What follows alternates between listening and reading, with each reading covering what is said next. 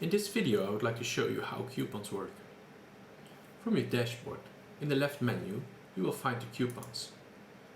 This will provide you instant overview over all the coupons available in your store, either used or unused.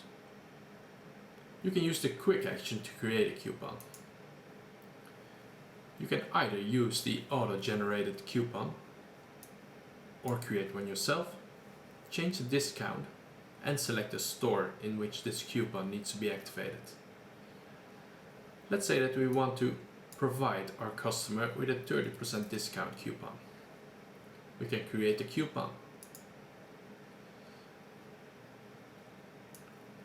The coupon can then be provided to our customer. Let's say that our customer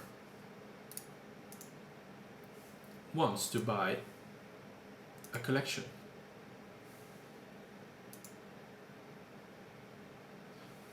Adds it to the cart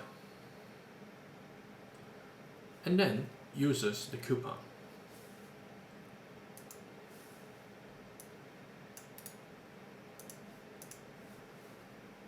It should provide 30% discount.